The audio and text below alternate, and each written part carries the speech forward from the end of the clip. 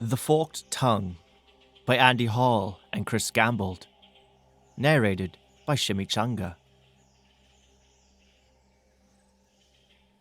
The tongue flicked in and out, tasting the humid air. All skinks did this, but this one's tongue flicked even more rapidly when he was nervous. The skink stood alone in the center of a large auditorium.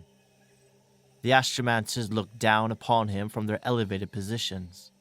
The second of the order stood by an empty palanquin, giving the skink in the center a stern look with lidless eyes. The second would be the order's voice in the chief astromancer's absence. Your Konadotsa, you come here without leave of your master, spoke the second, his Saurian dialect heavily inflected with the chirping characteristics of those that reside in Tlaxcalan. You speak ill of the Great Warding. No, my intention is not to deride the Great Warding. I mean only that it is vulnerable to forthcoming events, said Yokonodotsa. His tongue rapidly flicked out once more. These events are stellar in nature, yet we are unaware of any omen, said the second, gesturing to the audience. And we read the skies. That is what we have been tasked by our Lord since the second generation. And yet you presume to know more than we do? Your crest denotes you are of the translator caste. Derogatory hisses from around the chamber accompanied those last words. Yokonodotsa involuntarily shrank back. I am. That is how I came across this portent. By transcribing an ancient plaque displaying the forked tongue. Silence now. It is your designated role to transcribe and relay such findings to your lord, who then deigns to share with all the other revered masters through the geomantic web. Your circumvention is against the great plan. Then you dare invoke the forked tongue. This is discordance. My master sleeps. He will not wake. Then wait until he stirs. That has always been our way, said the second. The hisses of the others stated agreement. Time is a factor, pleaded Yokonodotsa. Irrelevant. Perhaps it is part of the great plan that this event should occur without intervention. If I could just look through the astroscope. The hisses turned into chirps of protest at this request. The gathering became agitated, even hostile. The second calmed them by opening his crest to its fullest extent. You are discordant. Your life is forfeit. But it is not ours to take. I shall inform our lord Adohi Daga to demand your immediate sacrifice. He will commune with your master.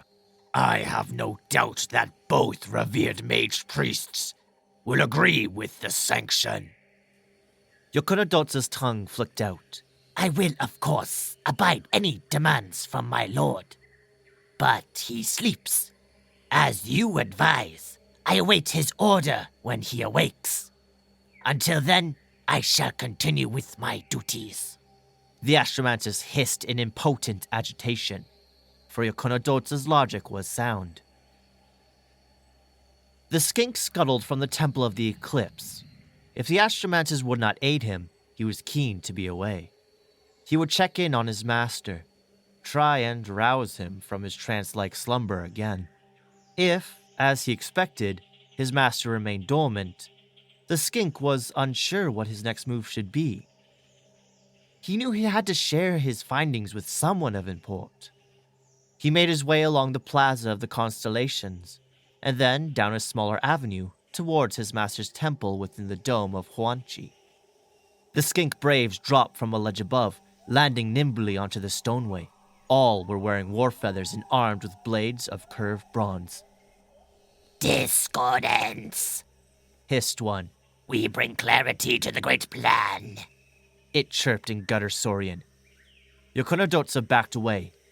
He had foreseen many things in the plaques he studied, but not this. Behind the cohort, from the shadows of a nearby ziggurat, a Kroxagor emerged. Even for a Kroxagor, it was massive. A living tower of scales and muscle. It issued a crocodilian growl. A deep rumble that Yokonodotsa felt in his crest. No, Targrax. They mean me no harm, said Yok. They are here to simply escort us back to our master's pyramid. The skinks flicked their tongues and looked to their brave for guidance. Targrax growled once more. The brave signaled, and the cohort took a loose formation around Yok and Targrax. As one, they made their way along the avenue. As Yokonodotsa feared, his master remained latent. It had been a decade since he had last roused, but Yok thought this was more than mere contemplation. The mage priest's eyes wept ooze.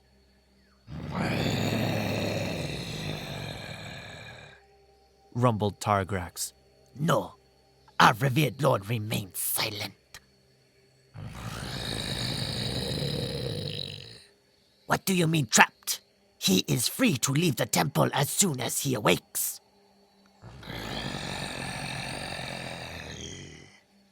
Imprisoned in the aether? What do you mean?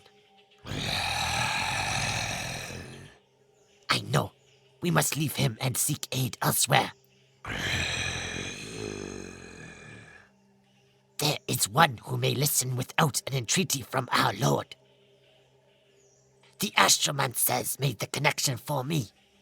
They mentioned the second generation. I see now. The great plan aligns. We will travel from night to day, from the city of the moon to the city of the sun. We shall seek audience with Lord Mazdu Mundi himself, the greatest Slan of the second generation. The axe flew past Yokonodotsa, missing his elongated head by inches. It implanted into the trunk of a tree. The fell runes carved on its blade glowed for a few seconds before dying out. The harsh barking of the Warmbloods could be heard through the undergrowth, getting closer. Move! Hissed Yokonodotsa to Targrax. The skink and Kroxagor raced through the jungle, unimpeded by the dense undergrowth, unlike their pursuers. Soon the shouts of Warmbloods were distant. Yokonodotsa took it as an ill omen that the untamed Warmbloods had ranged far from their colony on the coast and into Hexawaddle's sphere of influence. Surely this was not part of the great plan. The skink tasted the air in search of his companion, but could not locate the Kroxagor's scent. He must have found some water, thought Yokonodotsa. Targrax was notoriously difficult to get back on dry land once he had gotten wet. The skink moved on, the plaque that had spurred this whole course of action tucked away in a Warmblood skin satchel, which he clung close to his body. He emerged from the undergrowth into a clearing by a fast-flowing river. The Warmbloods were waiting for him. Skirgi! Shouted a large specimen. They were ugly creatures, devoid of scales, coated in pink flesh, with symbols of the ancient enemy carved into them. On top, they wore hides of scale and fur, no doubt harvested from the jungle. There were 12 of them, and they looked upon Yokonodotsa with hate. One screamed a word, a name he had come across before, etched with fearful reverence in sacred plaques. A name the Old Ones had given the cosmic entities that had formed the ancient enemy. The skink had no time to muse further, and dodged aside as the Warmblood charged. Yokonodotsa produced a dagger and pounced on the trespasser as he ran past. He jabbed it repeatedly into the untamed Warmblood's back, letting its blood flow, covering the scars and forbidden tattoos on the creature's back. It fell to the ground. The skink quickly dismounted and spun in time to see the other Warmbloods charge. Yokonodotsa ran towards the riverbank, and the Warmbloods followed. As he came within a tail's reach of the water, he heard a mighty splash from behind. Targrax emerged, roaring and grabbing 3 Warmbloods, dragging them back into the river. The Kroxigor spun in the water without letting go of his victims. His maw opened wide, and the water ran red. The Warmbloods stopped their pursuit of the Skink, one running into the river in a fit of rage. He quickly disappeared beneath the surface, wrenched down, but Yokonodotsa was unsure whether it was Targrax or something else. While the Warmbloods were distracted, the Skink scampered away from the river, back into the undergrowth and up a tree. He tasted the air and found what he was looking for. A leechfly nest hung from a high branch. The Warmbloods stood around the riverbank, unsure what to do after witnessing the fate of their companion. They screamed at Targrax from the shore and threw the odd axe at the Kroxigor, which bounced off his scaly hide. Targrax had just about finished with his first batch of prey. Suddenly, a wax-like ball dropped in amongst the Warmbloods. It shattered on the back of one, and the screams started soon after. Enraged leechflies exploded from the smashed nest and began ravaging the Warmbloods. Each fly was the size of an outstretched hand, its membranous wings carrying a creature with a hard exoskeleton, needle-like legs, and a round, tubular mouth, similar to a lamprey. Such mouths could break apart scales, but these Warmbloods were made of soft, pink flesh. As the Warmbloods rolled upon the ground or flailed uselessly at the air, Targrax charged the shore. He was still hungry. Yokonodotsa was drawn to the corpse of what he suspected had been their brave. He carefully picked around the furs and shredded skin. He swatted a bloated leechfly that was still feeding and grunted as he moved the puckered torso. Underneath, he found what had called to him. It was a plaque, an ancient one by the look of it, and marked with the forked tongue. He compared this plaque to the one in his satchel and gave a chirp of anxiety. Quick, he said to the Kroxigor. No more delays. We must get to the Solar City. They stood before the vaunted temple of Chotek at the center of Hexuadal. 6,000 steps scaled the great ziggurat's exterior, leading to the star chamber at its peak. Not that Yokonodotsa and Targrax had started the ascent. A Skink wearing a richly adorned feather headdress and flanked by a Kroxigor in golden armor, stamped with the sigil of Chotek, stood in the way. No audience, snapped the Skink in the feathers. This is circumvention. Lord Mazdamundi shall commune with your master, and your fate shall be decided. My master's will swims in the aether.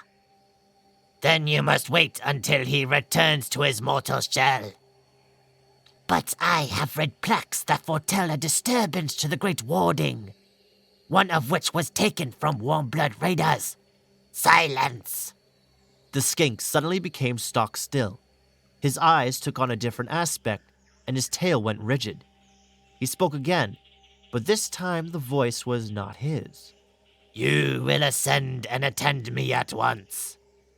The Skink's tail relaxed, his eyes returned to their normal color, and he stepped aside without a further word or glance in Yokonodotsa and Targrax's direction. The pair took their cue and began the climb. Lord Mazdamundi sat patiently upon his palanquin in the middle of the star chamber. Skink attendants scuttled back and forth, ignoring the visitors. Mazdamundi's eyes flicked open for a moment and then snapped open again. Your master cannot be reached. I fear he may be lost or caged, said a voice that could not be heard, but was felt deep in Yook's head. To warm-blooded creatures, such an intrusion would almost certainly be disconcerting. For Skinks, it felt as natural as swimming. You have done right, servant. These plaques must be studied. The scripts on them contain new incants of power. The vortex of the island surfs is repeatedly in numeral codex on each plaque. This is of concern. The younger races, especially the Kanks, must not be allowed to access them. I will summon Krokgar and send him across the world pond. For these plaques are scattered far and wide. You are wise, revered lord. I shall return to my master and see if he can be roused. No! The Slan's ancient eyes closed for a moment and then snapped open again. You made mention of the forked tongue. We have not forecast such an appearance for another 2 decades. This is discordance. I apologize, my lord. I offer my head as sacrifice, said Yuk, his crest fully folded in submission. He did not want to end his existence, but was not afraid to die, and Mazdamundi's temper was legendary. Foolish servant, I have not done with you yet. While your master is indisposed, you will serve me. Begin by solving this discordance. Search the sky. As you wish, my lord of the Solar City. But the astromancers have forbade me from using the astral scope. Then you will use mine. The skink looked through the astral scope, scanning the cosmos. Then he focused the lens, his tongue flicking out in anxious excitement. I see you, whispered Yokonodotsa. The forked tongue of Sotek hangs low in the sky. Its hiss disturbs the winds of magic. He looked again through the lens and saw the twin-tailed comet arcing across the firmament.